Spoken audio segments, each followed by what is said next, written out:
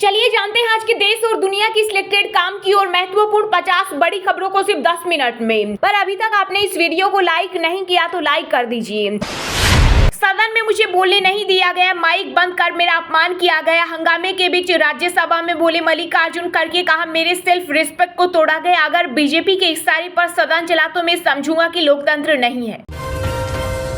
संसद में होगी आर पार की लड़ाई, केंद्र सरकार के खिलाफ विपक्ष के अविश्वास प्रस्ताव को लोकसभा अध्यक्ष ओम बिरला ने दी मंजूरी, तारीख और समय तय होना बाकी।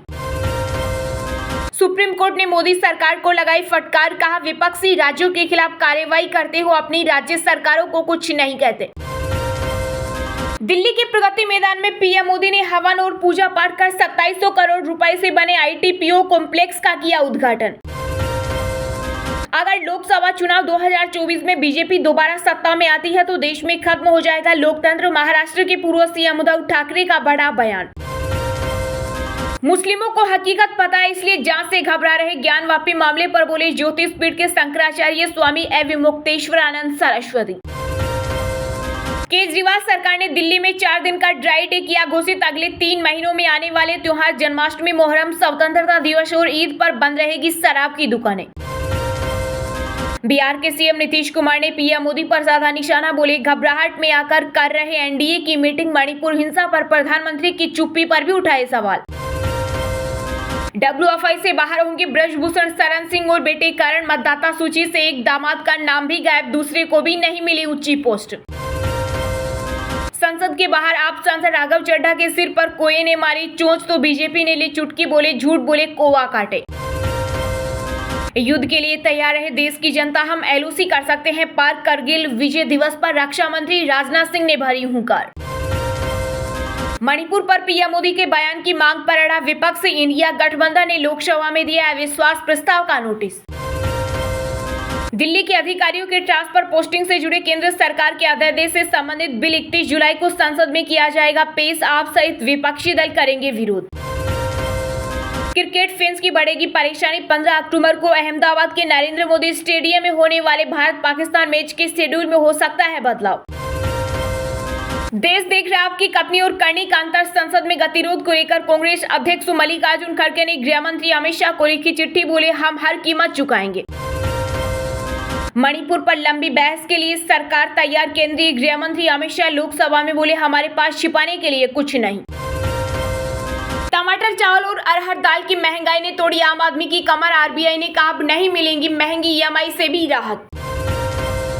सीमा हैदर के भारत आते ही अंजू को मिला पाकिस्तान का वीजा, कहीं आईएसआई का मोहरा तो नहीं, नसरुल्ला इंटेलिजेंस एजेंसियां हुई अलर्ट। अभी कहां पहुंचा अपना चंद्रयान 3, टेलीस्कोप में रिकॉर्ड हुई गगनचुंबी उड़ान, देखे वीडियो। अविश्वास प्रस्ताव पर पीएम मोदी के जवाब से खुद विपक्ष हो जाएगा धाराशायी, बसपा सांसद मलूक नागर ने इंडिया गठबंधन पर कसा तंज। पाकिस्तान में फिर बरपा भूखमरी का कहर, ग्लोबल हंगर इंडेक्स में 121 देशों में से 99वें स्थान पर पहुंचा देश, 16 साल पहले से ज्यादा बदतर हुए हालात। केदारनाथ धाम में पारदर्शी तरीके से होगी दान और चढ़ावे की गिनती, वित्तीय लेन देन के लिए ट्रांसपेरेंट ग्लास रूम बनकर हुआ तैयार। मध्य प्रदेश में भी गैस सिलेंडर के दाम होंगे 500 रुपए, विधानसभा चुनाव से पहले मास्टर स्ट्रोक लगा सकती है बीजेपी। अब राजनीति के पिच पर खेलेगा इंडिया, सत्ताधारी पार्टी से लड़ेगा इंडिया और इस संघर्ष में जीतेगा इंडिया। सियासी दलों के बीच जारी घमासान को लेकर कांग्रेस नेता आचार्य प्रमोद कृष्णम ने बीजेपी पर कसा तंज। देश भर के आर्मी स्कूल आईएसआई के निशाने पर, जम्मू कश्मीर और नोएडा के छात्रों को आ रहे पाकिस्तान से फोन। दिल्ली एनसीआर में भारी बारिश से कई जगहों पर भरा पानी, नोएडा व ग्रेटर नोएडा में स्कूल बंद, यूपी उत्तराखंड समेत कई राज्यों में आईएमडी का अलर्ट।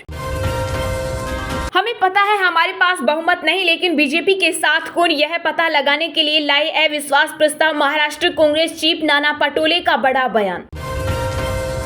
राजस्थान की गहलोत सरकार में बैठे हैं दुर्योधन और दुशासन, बर्खास्त मंत्री राजेंद्र सिंह हुड्डा बोले इनके काले कारनामे का करूंगा खुलासा।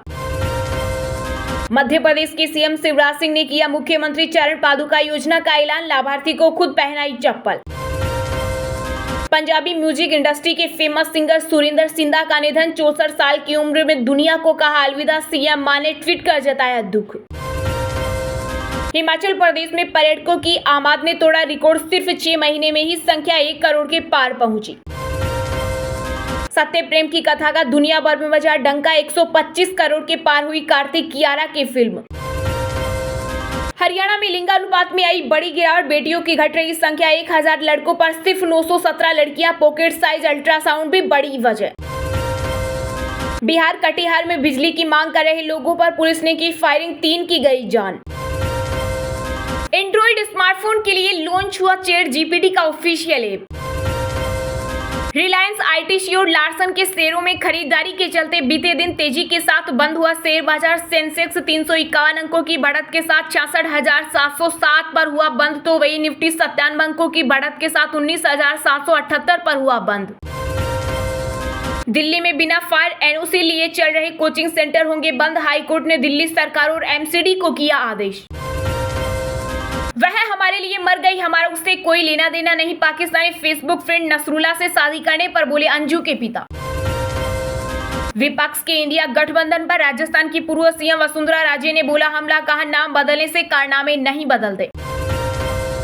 ईडी डायरेक्टर संजय मिश्रा का कार्यकाल 15 अक्टूबर तक बढ़ाने की मांग लेकर सुप्रीम कोर्ट पहुंची केंद्र सरकार, आज होगी मामले पर सुनवाई। यूट्यूब वीडियो और गूगल रिव्यू के झांसे में फंसे 15,000 लोग, गवा दिए 700 करोड़ रुपए, चीन तक भेजे गए पैसे। बिहार में राजस्व विभाग तबादले मामले पर सीएम नीतीश कुमार की 2 टूक, कहा इस मामले में आरजेडी और कांग्रेस को बोलने की जरूरत नहीं। जल्द मिलने लगेगा सस्ते में हवाई सफर का मजा, आकाशा के बाद अब आसमान में उतरी नई विमानन कंपनी फ्लाइट 91। डेनमार्क के कोपेनहेगन में इस्लाम विरोधी प्रदर्शनकारियों के एक ग्रुप ने एक बार फिर से जलाई कुरान, इस्लामिक देशों ने जताई नाराजगी। रूस के लिए गले की फांस बना अमेरिका, यूक्रेन को फिर भेजेगा मदद, राष्ट्रपति पुतिन को लग सकती है मिर्ची। राजस्थान में अब स्कूल वाहनों में लापरवाही पड़ेगी भारी, परिवहन विभाग ने शुरू किया प्रदेश व्यापी अभियान।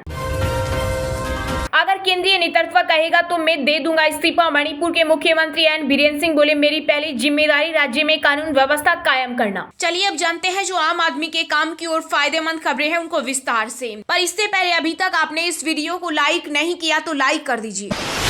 देश देख रहा आपकी कथनी और करनी का अंतर, संसद में गतिरोध को लेकर कांग्रेस अध्यक्ष मल्लिकार्जुन खड़गे ने गृह मंत्री अमित शाह को लिखी चिट्ठी, बोले हम हर कीमत चुकाएंगे। जी हां, राज्यसभा में विपक्ष के नेता और कांग्रेस अध्यक्ष मल्लिकार्जुन खड़गे ने मणिपुर मुद्दे पर संसद में गतिरोध को लेकर केंद्रीय गृह मंत्री अमित शाह को पत्र लिखा। पत्र में कहा गया है कि हम प्रधानमंत्री से संसद में आने और बोलने का आग्रह कर रहे हैं, लेकिन ऐसा लगता है कि इससे उनकी प्रतिष्ठा को ठेस पहुंचेगी। हम इस देश के लोगों के लिए प्रतिबद्ध हैं और हम इसके लिए हर कीमत चुकाएंगे। लंबे समय से सत्ता में रहने के बावजूद हम जानते हैं कि सत्ता पक्ष और विपक्ष दोनों पक्षों के आचरण के रिकॉर्ड इतिहास के पन्नों में दर्ज है। पत्र में कहा गया है कि आपको ध्यान होगा कि मणिपुर में 3 मई के बाद की स्थिति पर इंडिया के घटक दलों की लगातार मांग रही है कि प्रधानमंत्री सदन के पटल पर पहले अपना बयान दे, जिसके बाद दोनों सदनों में इस विषय पर विस्तृत बहस और चर्चा की जाए। पत्र के जरिए कांग्रेस अध्यक्ष ने आगे कहा कि जिस तरह की गंभीर स्थिति पिछले 84 दिनों से मणिपुर में व्याप्त है और जिस तरह की घटनाएं एक एक कर सामने आ रही है, हम सभी राजनीतिक दलों से यह अपेक्षित है कि हम यहाँ पर तत्काल शांति बहाली के लिए एवं जनता को संदेश देने के लिए देश के चारों सदन में कम से कम इतना तो करेंगे। हम सामूहिक रूप से यही मांग कर रहे हैं। उन्होंने कहा रोज 267 नियम के तहत विपक्षी सांसदों द्वारा बहस की नोटिस दी जाती है, परंतु सत्ता पक्ष में बैठे लोग ही सदन की कार्यवाही को अवरुद्ध करते हैं। सत्ता पक्ष यदि सचमुच सदन की कार्यवाही चलाने की इच्छा रखता है तो यह आसानी से विपक्ष को बोलने का मौका देकर किया जा सकता है। खड़गे ने कहा गृह मंत्री जी की कथनी और करनी में कितनी सामान्यता रहेगी यह पूरा विपक्ष समेत देश देखेगा।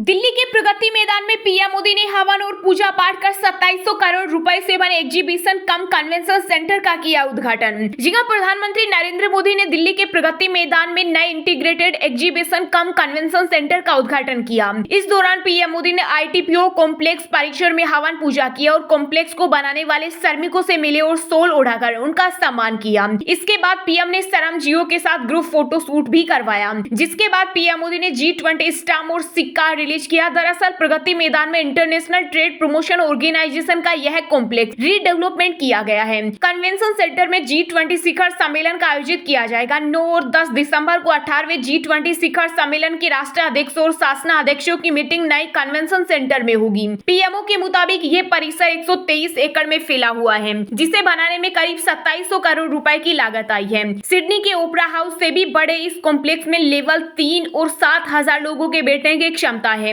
देश में विश्व स्तरीय सम्मेलन, बैठक और सांस्कृतिक कार्यक्रम आयोजित करने के मकसद से इसका निर्माण किया गया है। वहीं आईईसीसी में एक एम्फी थिएटर भी है, जिसमें 3000 लोगों के बैठने की क्षमता है। इसके अलावा 5500 से अधिक वाहनों की पार्किंग की व्यवस्था भी की गई है। कॉम्प्लेक्स के अंदर मीटिंग रूम है, जिसमें करीब 100 लोग एक साथ बैठ सकते हैं। पीएमओ के मुताबिक ये कन्वेंशन कॉम्प्लेक्स दुनिया की टॉप 10 कन्वेंशन में शामिल हो गया है। साथ ही जर्मनी के हनोवर एग्जीबिशन सेंटर और चीन के शंघाई स्थित national exhibition and convention centre को मात दे रहा है।